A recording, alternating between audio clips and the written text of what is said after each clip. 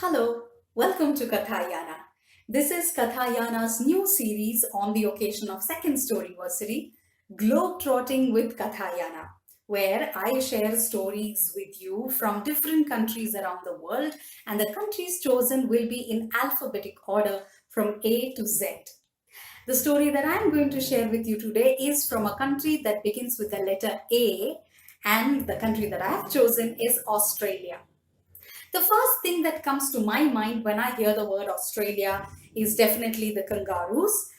And the other one that comes to my mind is Aborigines, the indigenous people that have been living in the main lands of Australia and many of its islands from thousands and thousands of years.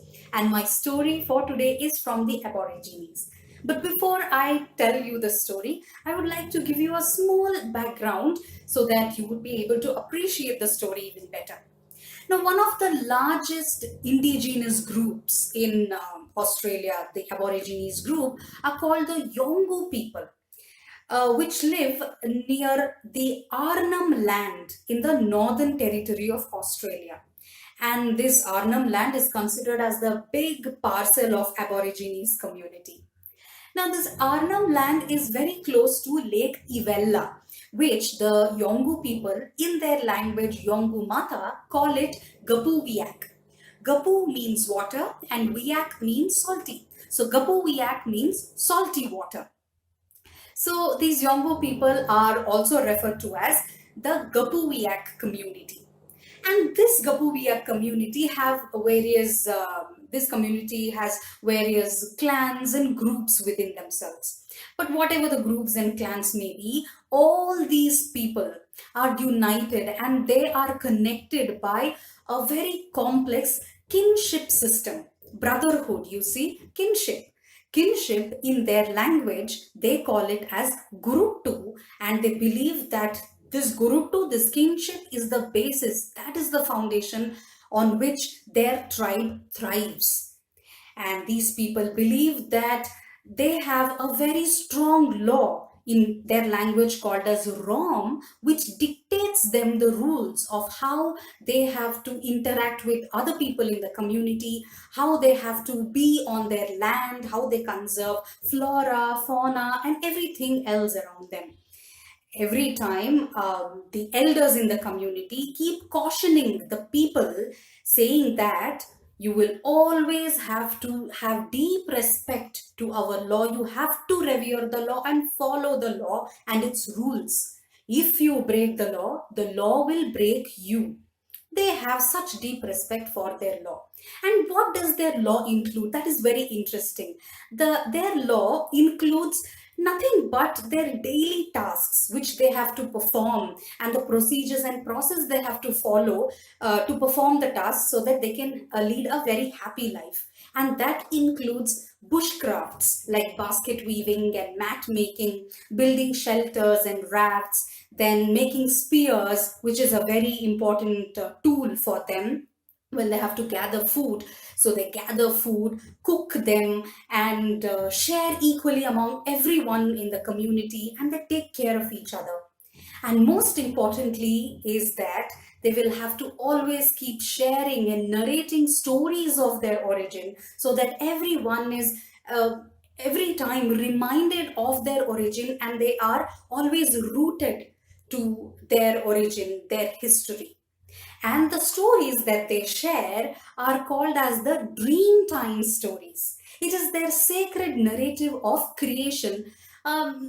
In our words, we can call it as mythology. It is Aborigines mythology, we may call. So these Dreamtime stories is a story of events that happened in the very beginning. It explains how the universe came into being, beings came into existence, animals, birds, and all were created. These Aborigines believed that the entire world was made by their ancestors at the very beginning of the time, called the dream time. And they also believed that many of their ancestors were also spirits who could take any shapes and forms and could be into any living beings and create other beings as well. And today I am going to share one such Dreamtime stories with you the story of how two birds, Jabiru and Emu, were created. So let's begin the story. Long time ago, there were two men. One man's name was Vurpan and the other man's name was Gadakada. Vurpan was Gadakada's father-in-law and Gadakada was Vurpan's son-in-law. Once Gadakada and his wife went to Gapuviak, the salty water, for fishing. Once they reached the Gapuviak, the water, they saw that the water was clean and clear to the bottom, and they saw many stingray fishes. Yes, a variety of them, like whiptail stingray, round stingrays, giant stingarees, and many such varieties. They were so happy, so they took their spears and went inside the water and started spearing on as many stingrays as they wanted to, and whatever they collected, they tied it in a rope and dragged it onto the shore. Now Gadakada told his wife that, look, dear wife, it was so difficult to bring this heavy baggage from the water to the shore. It is out of question that we both together could carry it to the camp, back to the people there. So you do one thing, cook the stingrays and separate the meat and the liver, by which it would be easy for us to carry only that back to the camp. Because Aborigines in their law prescribes that you have to cook the stingrays in such a way that the meat and the liver alone should be eaten. They should be separated and eaten. The wife agreed, and so Gadakada took two sticks, rubbed them against each other and made fire, and his wife took the stingrays one by one, cooked it on the fire and separated the meat from the fat, and meat from the liver, that is fat, the liver, because the liver is very rich in fat and that is the juiciest part, and Aborigines love eating that. Now, when the wife was doing her work like that, separating the meat and the fat, the juicy thing, the juicy part, Gadakada got greedy and he said, dear wife, get all those livers to me, he said, as his mouth was watering. The wife took all the livers to him and he ate all of them. Then he told his wife to get a bark from the tree, and they packed all the leftover meat into that bark, tied it, and they carried it on their head and started on their way back to the camp where their people lived.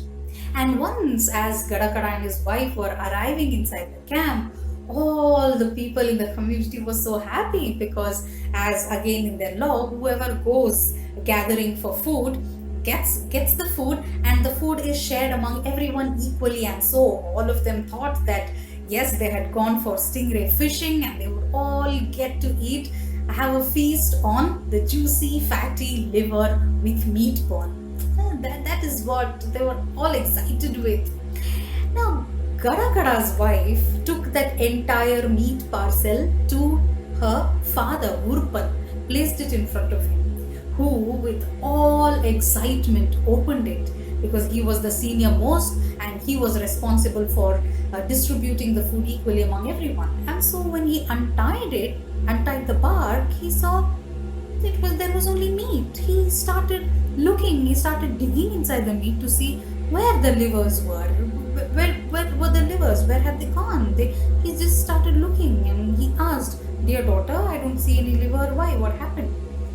The daughter wouldn't lie to her father, and she said, father, my husband Gadakada, he ate all the liver. Now this angered Vurpan and he shouted at Gadakada, Gadakada, how dare you? Why did you become so selfish? Didn't you know? Don't you know that once you have gathered food, it has to be distributed equally among everyone? Why did you do this? Why did you eat the liver? Why did you become Guru to Mirif? Selfish? This was not expected of you. Now this angered Gadakada also, and he said, dear father-in-law, please don't speak to me like that. Don't call me selfish and such things. I went fishing with my wife so that me and my wife could enjoy the meal, he said. This angered Vurpan even much, and he said, if that was the case, dear son-in-law, then why did you even think of bringing this meat? You could have had the meat also for yourself. Did you feel pity for us poor beings that you thought we could just be given these petty meat? You could have eaten. Take now. Take and eat all of this for yourself. I don't want. We don't want this. He started shouting like that, and he started telling many other things which angered Gadakada so much that he lost his tolerance, he lost his patience, and he just saw that there was hot coal burning there, and he took some of them in his fist and sharply threw it on his father-in-law, Urpan, on his chest. And then he turned around to see if he could find something else to hit him with. Then he found his small rock called Baiburu, with which he used to grind cycad nuts. He took that and threw it right on Urpan's chest, and Urpan fell down. Now suddenly Gadakada came to his senses. He thought, oh no, what have I done? I have hit my father-in-law.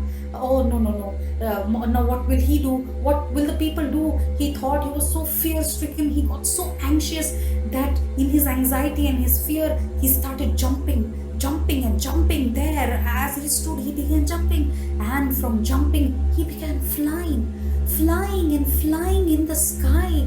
And as he was flying, he got transformed into a Jabiru, but without the beak, and he started flying in the sky. Now Urpan, the father-in-law who was there on the land, he saw that his son-in-law was flying there as a bird. He couldn't resist, but he too had to do something to teach his son-in-law a lesson. So he searched for his spear. He took his spear, but saw that the spear was too long to be aimed at him. So he cut it short, sharpened it, and held it straight and aimed it at that Jabiru. And silently he prayed to his ancestor. He said, Vanda Mari Jimbar Miri, don't let me fail. Please don't, help me aim right at my son-in-law, he said, and with one shot he threw the spear onto Jabiru that was flying around in the sky. And that spear went straight through Jabiru's behind and came out through his face and came out a long beak.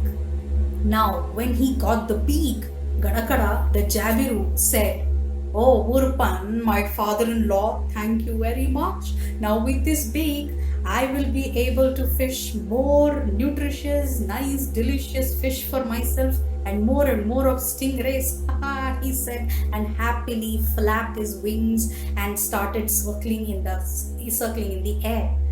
Now Urpan, the father-in-law who was there, got so sad, felt so sad. He said, Gadakada, is that so? Then I am ashamed. I'm so ashamed to have had a son-in-law like you, so ungrateful, and you don't think of anybody else at all but only yourself. This makes me so undeserving to stay here in between all these lovely people. I can't stay here. I can't stay here of all the insult that I have received from you. I can't stand this anymore. You go wherever you want to go. Go to another direction, and I will go in the opposite direction to the bushes, and I will live my life, he said. And at once he started running and running faster and faster because he couldn't stand that shame that he had faced. He ran and ran, and as he was running, he transformed into an emu and he went into the bushes. This is the story of the Aborigines who believe that is how the Jabiru and the emu, the two birds, were created. And this is how the Jabirus or the Jabirus live near the creeks and streams, and they fish for many types of fishes, while the emus stay in the bush and live their own lives. And Aborigines also believe that the emus got their feathers ash colored because of the coal that was hit on Urpan by Gadakada.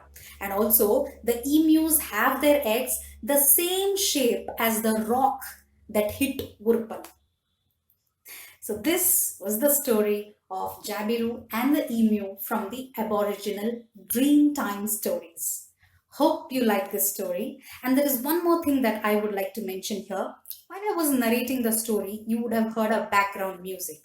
That music is from the Aboriginal wind instrument called didgeridoo. If you like this video, please do give us a thumbs up and let us know your thoughts in the comments, and share this video with people who you think might be interested in watching. This is Lakshmi. I will see you next Saturday with another story from a country beginning with the letter B.